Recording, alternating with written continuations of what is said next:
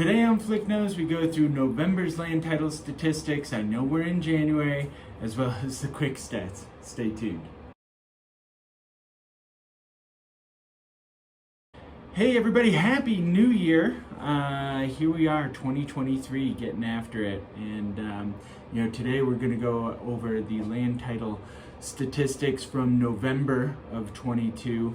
It's a little bit late. Usually we do at the end of December, but the last 2 weeks had family in town and such, so we hadn't been doing Flick Knows. We were working, just didn't get a chance to do the Flick Knows. So here we are. We're going to go through the land title stats, but first let's hit the quick stats.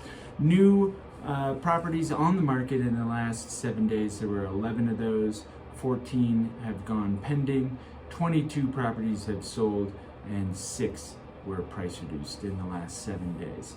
That's kind of what we were seeing about 2 weeks beforehand, before the holiday there. So, right on par.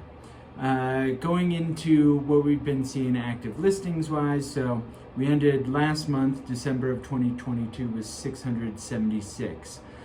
January of 22, so a year ago January, we were at 608 active listings.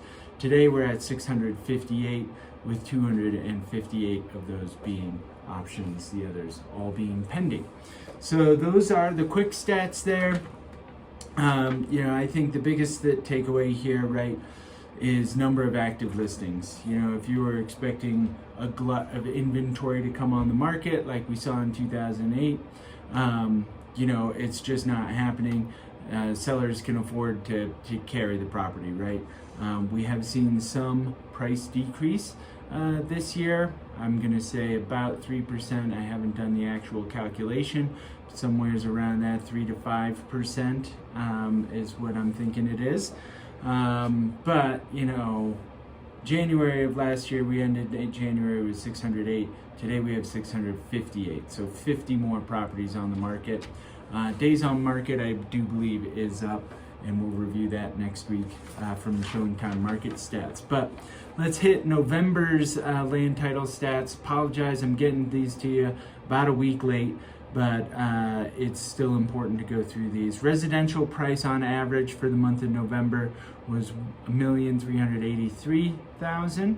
Average residential price per square foot was $731 a square foot. Single family homes are up 21%, multifamily up 20%, and vacant land was up 32% year over year, November to November. So that's 21 to 22. Volume down, transaction volume down quite a bit, 44%. Monetary volume down quite a bit. So, I don't think that's terribly surprising if you've been following these Flick Knows for a while. Average price for residential single-family home is $2 million.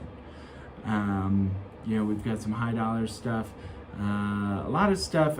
I've really been finding anything that's single-family home under 1.5 million. So between that 1 and 1.5, it's moving pretty quickly. North of there, it's typically smaller market size, going to sit on the market a little bit longer. Average price for residential single-family homes, we did that, $2 million, multifamily $902,000, vacant land $664,000. Now this one's interesting. Still, 37% of real estate closings were cash transactions. So I find that pretty interesting.